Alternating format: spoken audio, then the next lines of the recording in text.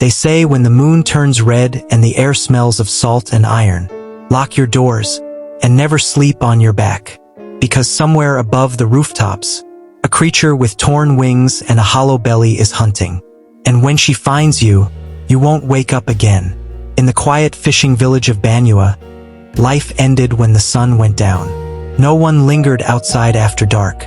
Doors were bolted, windows sealed with garlic and salt. For months, livestock were found drained of blood. Then came the babies, born too weak to cry, their mothers pale as ghosts. The villagers whispered one name, Manananggal, a creature that split its body in two, leaving its legs behind, while its upper half flew into the night, searching for blood and unborn children. In the heart of Banua lived Aling Rosa, the village midwife.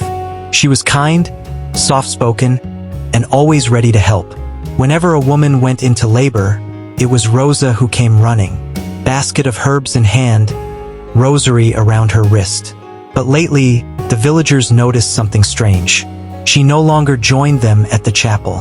And though her house was small, a strange humming could be heard at night, like wings beating in the dark. One morning, a fisherman named Tomas saw something, a trail of wet footprints leading from the woods to Rosa's backyard and ending right beneath her window. That night, the villagers gathered torches and formed a watch. If the Manananggal was real, they would catch it, or die trying.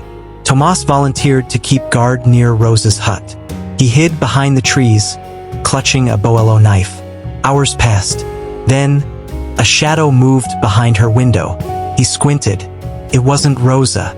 It was something half-human, crouched, whispering in a language older than prayer. He watched in horror as the figure turned toward the open window and ripped itself in half. Blood spilled, and the creature's top half, wings sprouting from its shoulders, lifted into the night with a shriek that shattered the silence. High above the village, the Manananggal flew, black wings cutting through moonlight.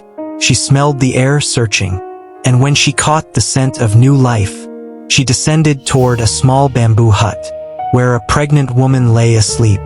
Her long tongue, thin as a blade, slithered from her mouth, searching for a crack in the roof. The creature smiled. Soon she would feed. Tomas ran back to the others, pale with terror. "It's her," he gasped. "Aling Rosa. She's the Manananggal." The men hesitated. Rosa had helped deliver their children, healed their wives, saved their lives. Could it truly be her? But the proof was clear. Behind her house stood a pair of legs, cut clean at the waist, the flesh still warm, the toes twitching. Tomas remembered the stories. When the creature separates, you must find the lower half. Sprinkle salt or crushed garlic into the wound, or she will never be whole again. The men surrounded the legs, trembling but determined. Tomas opened his satchel, his hands shaking, and poured a handful of coarse salt into the gaping flesh. The others crossed themselves and whispered, "God protect us." Then they hid behind the trees and waited. Above, the Manananggal screamed, a sound of hunger suddenly turning into pain. She had tasted nothing. Her prey had escaped. Now she was returning to her hidden home, to rejoin her body. Moments later, she descended through the canopy, blood dripping from her claws, eyes burning red. She landed near her house, panting. Her legs were there, waiting. She crawled toward them, but when she pressed her body down to reattach, the flesh burned. Smoke rose. She screamed, a sound that made the men cover their ears. She thrashed, clawing at her body, but the salt seared like holy fire. Tomas stepped forward, raising his boelo. "For the children you took," he said, and swung. Her head fell back, her wings crumpled, and her body burst into ash. When the sun rose, the air in Banua felt lighter. The children played outside again. Fishermen returned to the shore, and mothers slept without fear. But no one spoke Rosa's name aloud.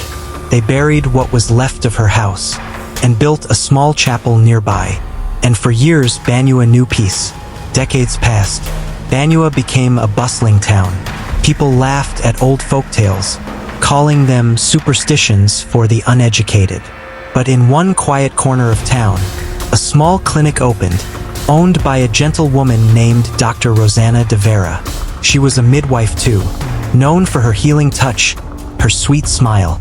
But some nights, her assistants heard strange sounds from her office. A whispering voice, a flutter of wings, and the smell of salt and iron. One evening, a young nurse named Liza stayed late, finishing her shift. As she walked past the examination room, she heard a strange noise, like fabric tearing and bones cracking. Curious, she peeked through the door and dropped her clipboard. There, under the dim red light, Dr. Rosanna was crouched over a sink. Her reflection in the mirror split in half. Blood dripped down her back. As her body began to tear apart, wings burst from her shoulders, her face twisting into a smile not meant for this world. "You shouldn't have stayed so late," she whispered. Liza ran, screaming into the rain, and behind her, something huge crashed through the clinic's roof. By morning, nothing was left but blood on the floor, and a trail of wet footprints leading to the hills. They say the Manananggal never truly dies. She simply finds another body, another name, another village to call home. So when you hear wings at night, don't open your window, don't peek through the curtain. And if you smell salt in the air, it's already too late, because hunger never dies.